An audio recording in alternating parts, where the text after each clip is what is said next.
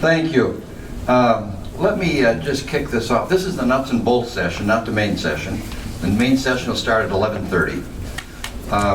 But let me just start this off with a comment by Kent Keith on his webpage. To Serve First is the name of his webpage.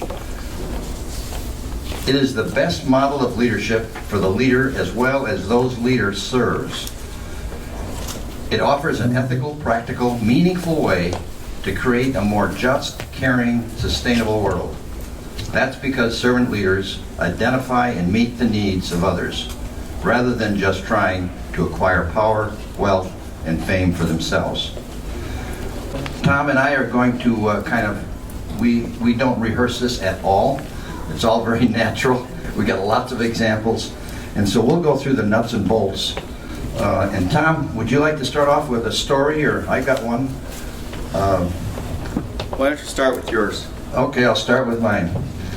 Here is a fellow who's, part of servant leadership is what comes up from the soul, the heart.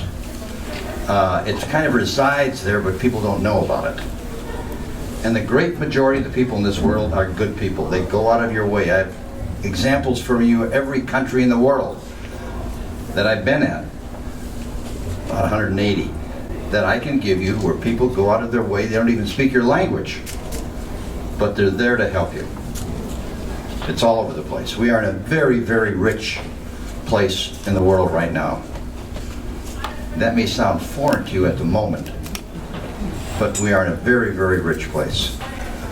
If a rich place is, there's 6 billion people in the world, roughly, and today there are 1 billion more people that have been lifted out of poverty, 1993 to 2011, which is the World Bank numbers most current. 1 billion people lifted out of poverty. There's another 1 billion people in the last 10 years that have clean water that never had it before. Things that people take things for granted, huh? 1 billion. Africa, 23% of the women, girls, were going to school. 10 years later, 83% are going to school. These are extraordinary things going on. We have a UN where people can come together and clash their swords with words. We have a world court where people are held accountable. These are extraordinary times. Extraordinary. Goodness comes out everywhere. 150 billionaires have pledged more than 50% of their estates to give back to the community. 2 of them, I get these 2 mixed up a little bit, Buffett and Microsoft guy, that's it, pledged 90 and 95% of their estates to give back. Now that's $500 billion by these greedy people in the world. They're very altruistic. We have surplus food in the world, by a long shot. Everybody has the resources and the inclination to take care of those in need. The only gap is leadership in some areas of the world. The moral corruption that doesn't allow the food to get to the people that need it, or the help, or the medical. The guinea worm is almost eliminated in the world. The fellow that has Facebook, he has committed $1 billion to eliminate all diseases in the world. So when somebody says we're living in a terrible world, I don't know. I don't understand it. Jim, Tom, I get too involved in that stuff. Well, listen, Robert Greenleaf in 1970 coins the phrase "the servant as leader." At this point, he's the vice president of AT&T Corporation. And what Greenleaf had spent his time doing at AT&T Corporation is looking at the training models, listening to people talk about their leaders or their managers. And what he came up with is that those people who were most effective in the work that they were doing were serving the needs of other people. Very altruistic. There is a difference between servant leaders and self-serving leaders, and we see that clearly today. Howard Schultz, speaking on CBS this morning, last week said this: because of the state of our political system, the world needs more servant leaders. Howard Schultz is a small influence in the world today in terms of his product. Starbucks becoming multinational, and so what they're doing at Starbucks is they're paying attention to ordinary people who come in and get their coffee, listening to their stories, recording them, and publishing them, holding up goodness as an example. That's what Dick was talking about. So I do have a little story. I'm an ambassador for goodness. Of all the titles that I would give myself, that's what I am, an ambassador for goodness. Wherever I walk into a room, I want to look good people in the face and remind them how good they are. And I tell you what, I am never disappointed. I am never disappointed. So, one quick story. Last year on January 7th, when good stuff happens to you, you always remember, don't you? Last year on January 7th, I'm standing in the Kalahari in Wisconsin Dells, being ready to be introduced to 300 farmers. My pocket goes off. I got a smartphone. I don't know how to use it, but I got one. All of us in our 60s, we got smartphones. That's where we always come to the younger people. What do you do with this app thing? How do you turn this on? So what happens, I pull it out, and my wife's talking to me. How'd you get in there? Tom, she said. Megan was on her way to work in downtown Chicago. The water broke. She's in downtown Chicago, having her first grandchild, 6 weeks premature. My wife's at home, just freaking out. Her husband is in the northern suburbs of Chicago. Our daughter's in downtown Chicago by herself. And then say, here's our speaker, Tom Thibodeau. So I come onto the stage, and of course I'm a little bit shaken. And I'm having a hard time finding my words. And finally I said to the farmers, this is what's going on. My water. I tell you, I was shaking. And then what happened, I said, my daughter's going to work. The water broke. She's in downtown Chicago having her first grandchild, 6 weeks premature. My wife's at home just very frantic, and my son-in-law's in the northern suburbs. This is what's going on in our family right now. I just got a call. Then I got back into the rhythm of the speech, and I completed it. As I walked off the stage at the Kalahari, at the bottom of the stage is a guy about 5'10", blue shirt on, shoulders like axe handles. Larry, written on his pocket. Come here, he says, and he hugs me. This is unusual behavior for farmers. And then he won't let me go. He holds onto my waist, pulls out his wallet, says, look at that. There's my granddaughter. 5 years of age, full of life. She was born 6 weeks premature. Your granddaughter's going to be just fine. I'm praying for you and your family. Did I need that at that moment? Hello, fellow human being. No need to worry. I got your back. Isn't that what you do each and every day in the work that you do? Whether it be at Quick Trip or MSOE or wherever you're serving, that complete strangers walk into your presence and you give them the dignity of what it is to be human? That's what Greenleaf was talking about. And then to show how it all comes around, 6 months later I'm in Dubuque speaking to 300 more farmers. Right now I'm on the farm circuit. They consider me to be a moving speaker. Okay. So I'm telling the story, and they say, he's here! And there's Larry in the middle of 300 farmers waving at me.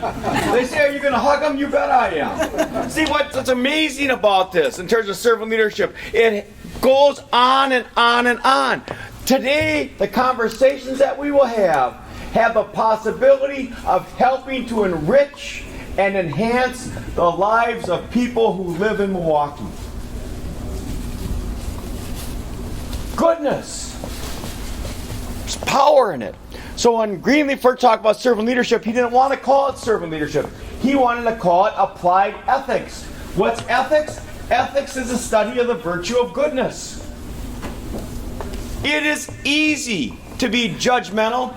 I would like to mention this right out loud. Cynicism is not a virtue. Have you ever heard of a group, Cynics Anonymous, that built a hospital for somebody? No. Cynicism, we raised that up. What is a virtue is when good people get together and do good work. That's the power of the servant leadership movement that's beginning to take place in so many of our communities. Now, is this an official or unofficial certificate program you have? Well, a number of things. Go ahead. Here is one of the seminal statements of Greenleaf. while being served, become healthier, wiser, freer, more autonomous, more likely themselves to become servants. And what is the effect on the least privileged in society? Will they benefit, or at least will they not be further deprived? I have a little story for you.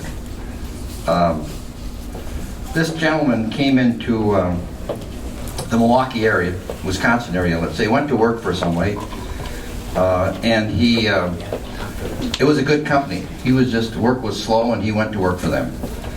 He's a craftsman, background fellow. And he was just another employee, as he describes himself. I had never heard of working for a company for 40 years, and this company had people that worked for 40 years. Never heard of that before. It was a complete anomaly. It was a changed culture for me. But when the boss left, sold his business, the culture changed. And what I saw happening between two bosses arguing, people scrapping for their territory, he said, I just left. I just left. Got assigned to another company. This was a good company too. He was a pretty lucky guy. And there was a guy there, a good supervisor, who was very ethical and moral, and he enjoyed working for this man. Everything was above board, golden rule kind of behavior. This man left because the person he was working for wouldn't make him a partner, wouldn't give him a piece of the action, wouldn't give him an opportunity to participate in the growth of the company. So he left, and for 19 years he worked for this good man. This good man then sold his company to another company. This company was one that'll be around a long time. And his first 5 years he describes as awesome. It doesn't matter who you know or where you're at in the totem pole, or whether you have an in with somebody. The opportunities are endless. 3 years into my growth pattern, now happiness is not my job anymore, or my happiness has been defined differently. Getting a job, making a profit is no longer the goal. The pleasure I have discovered in myself is the development of others. And that's the goal in this company, developing the capacity of others. I am a better person inside and outside my work. In fact, it's so beautiful that I really can't describe it. And there you have what Greenleaf said. Do they, while being served, become healthier, wiser, freer, more autonomous, more likely themselves to become servants? And what is the effect on the least privileged? So this man is highly respected in his work environment, which happens to be a respectable one. And he is soaring like he has never experienced before in his life. Tom? Want to hit the next slide? Okay. Tomorrow, we have an election. And on Wednesday, there is the non-violent transfer of power in all of our communities. Why? Because on Wednesday, public servants will go to work and serve the common good. Licensing, real estate, safety inspections, police, firefighters, serving the common good is at the basis of a democracy. And it's a privilege to find yourself serving. There are people in this room, and I won't point you out, Al, who drove all the way from Wausau today, and he's a public servant who works in revenue. A man who each and every day helps collect the fair share of revenue that gets distributed throughout the state, that takes care of our highways, whether they be in Milwaukee, Superior, or La Crosse, or social service agencies. You begin to realize that Greenleaf did is that we are stewards of our institutions, and our democracy is a precious institution.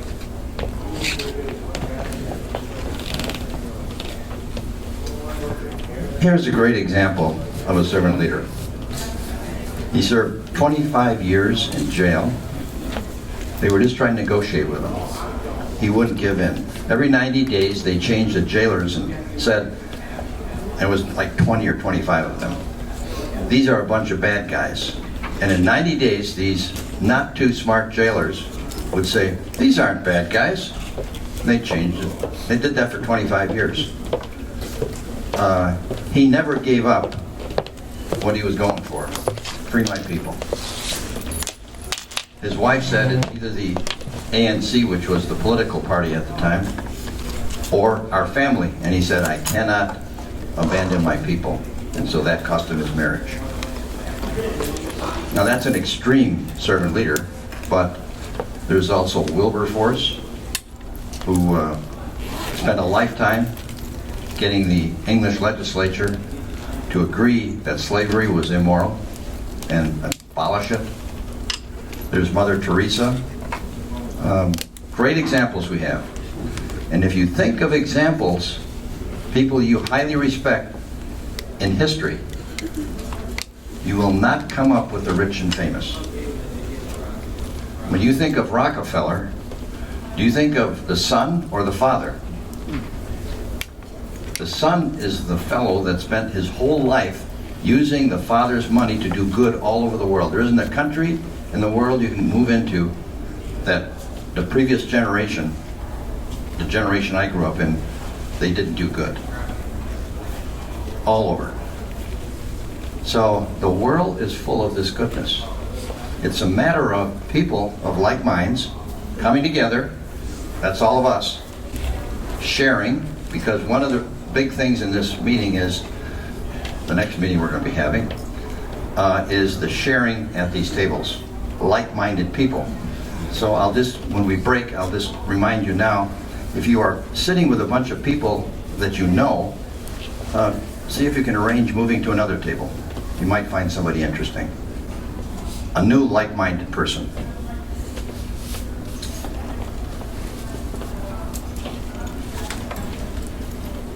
I'll give you my next example.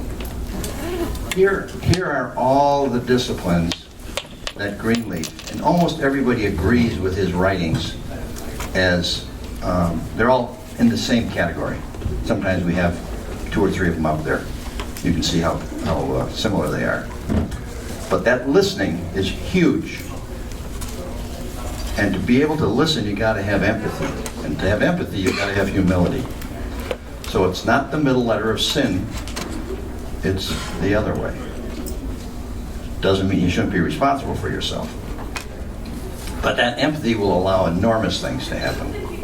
For you, inside, from the soul, from the heart, out, connect. It works very good in marriages. Tom? The reason that when we began this work 7 years ago, call it community conversations. Conversations come from 2 Latin words, conversatio, which means to turn towards each other. Aversion means to turn away from each other. We shape our lives, we shape our communities, we shape our businesses by the conversations that we have. The ways in which we talk to and with each other. Here's a book that I would recommend to you if you're looking for something good to read. It's called The Book of Joy, and it's a conversation between the Dalai Lama and Desmond Tutu, who have been friends for the last 50 years. Here are 2 world leaders who have lived most of their life under oppression. The Dalai Lama, a refugee from Tibet in 1956, Desmond Tutu living under apartheid, and then began the Truth and Reconciliation Committee. In their conversation, both these men who lived under oppression end up talking about joy. Why? Joy is contagious. Joy is an act of rebellion. You're free. When Mandela was named president of South Africa at his inauguration, he danced. He was a free man. He was joyful, and he led a new South Africa, principled on that joy and a commitment to a greater good. These are stories that have been lived out in our lifetime and continue to be lived out. Secondly, look at all the wonderful young people who are in this room today. All of you are students here at MSOE. Just raise your hand. Thank you so very much for being here. Now, here's what we want to tell you. Welcome, welcome. You're terrific. You're terrific. I don't know about you, but I'm tired of people with the same color hair as myself. I'm tired of people in their 60s who are going, oh, young people these days. Oh, young people these days. Listen, I was back in the 60s. We weren't so hot. Oh, young people these days. They are altruistic, committed to the common good, and ready and willing to serve. It is our responsibility, and this is what Greenleaf starts writing about in the 60s. How do you then support and encourage the next generation of servant leaders? That's being done so very well here at MSOE. We're going to take questions. We've got about 5 minutes to go, but you may have some burning questions. There'll also be an opportunity at the beginning of the other meeting to, why are you here? Any questions about what Tom and I have said? Please. Did you have a granddaughter or a grandson? A granddaughter, and I got pictures if you'd like to see them at the break. Yeah. Questions? This is a list by Ann McGee Cooper, now deceased, a great proponent, did a lot of good practical applied work out of Dallas, Texas, but did it around the world, around the country. Traditional boss used personal power and intimidation to leverage what he wants.